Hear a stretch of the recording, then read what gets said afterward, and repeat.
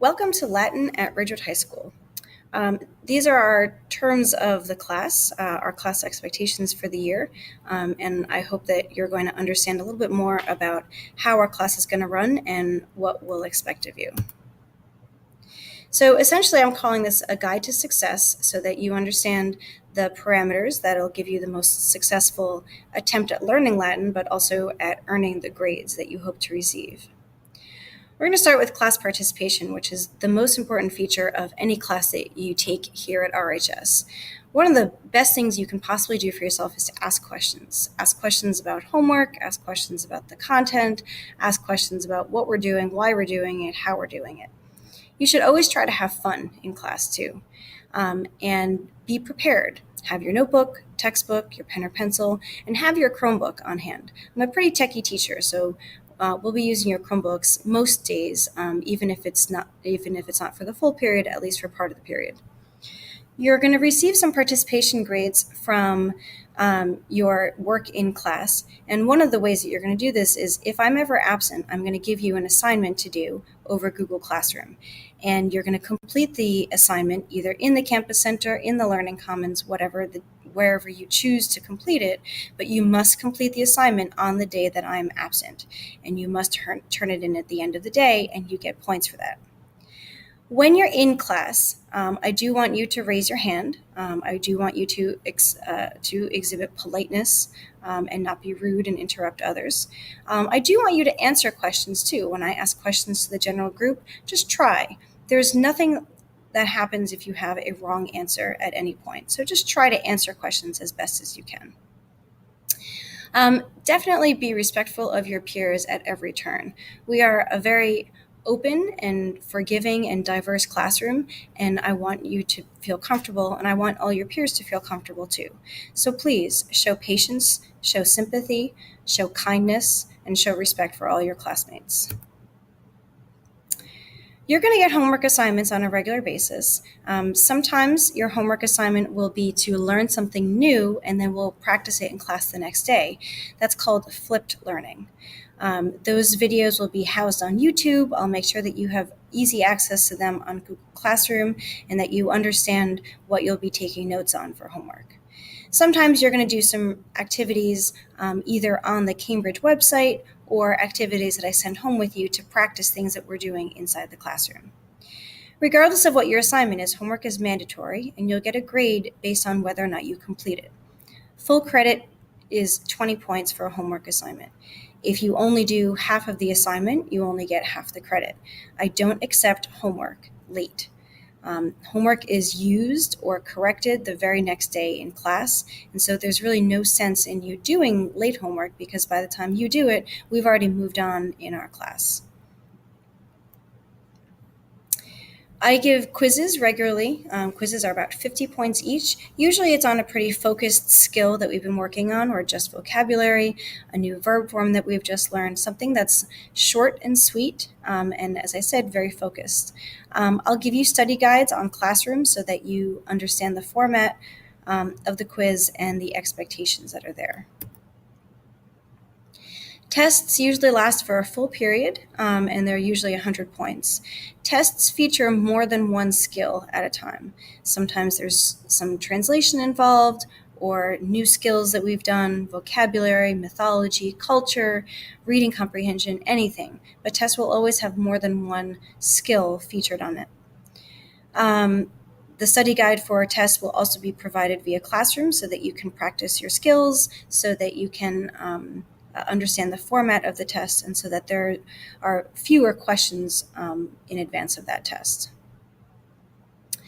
We'll be doing projects each marking period. The project depends on the content of the marking period, so you'll find out the nature of each project as the marking period unfolds. The projects are either individual, small group, or in some cases they're a whole class project. This year, I've designed a lot of new projects that will utilize the RHS Makerspace, which includes the 3D printer that we have down there, and some other coding and programming tools, and building some technology. So I hope that we're going to have fun with that space. All projects will be graded on a rubric, and all projects will be worth 100 points each as well, to make sure that students who are project inclined get the same weight as for students who are more test inclined. If you're ever absent, it can be kind of a big deal at RHS to miss one day of school. So the first thing I would encourage that you do is check Google Classroom. See if I've posted anything that was completed in class or something that you could do at home to catch up for it. Definitely send me an email if you're absent for more than a day so that I can give you some specific instructions about how to make up the work or when you should meet with me to start thinking about making up the work and develop a plan or a schedule. If you're absent during a day where I'm teaching something new in the classroom, I record new lessons using a really cool tool that I have called a Swivel. And Swivel will record the lesson, and I will put the video on YouTube so that you will be able to catch up from the day at that point. I'll show you Swivel at some point in the near future so that you have something to look forward to. But don't worry, if you're ever absent for instruction like that, there will always be a way for you to make up for lost time. I have in my classroom folders, and those folders have work called Tempus Fugit. Tempus Fugit assignments are extra. They build upon your knowledge. They help you with derivatives and other cultural skills. And you can complete these Tempus Fugit assignments for 5 points of extra credit. I call them Tempus Fugit because within the classroom, you might find that you are done with an assignment more quickly than other groups, and you have some time to kill. And if that's the case, you can go up to the Tempus Fugit folder, take one of those assignments, and finish it whenever you want to. Even if you do assignments on time in class and you want to take Tempus Fugit on your way out and do them as additional work, please feel free to do so. You can complete up to 5 or including 5 full Tempus Fugit assignments for 25 extra credit points each marking period. I will put on the calendar the Tempus Fugit due date for each marking period. I need it to be done about a week ahead of the marking period ending to make sure I have enough time to grade it and add the grades in before my grades are due. So I'll let you know ahead of time when the official due date is per marking period. I have sort of a unique policy in my class of mulligans, and I understand that sometimes things in your life happen beyond your control, and there's no way that you can finish a homework assignment, or there's no way that you can study a quiz or test because something terrible has happened or something went beyond your schedule and beyond your control.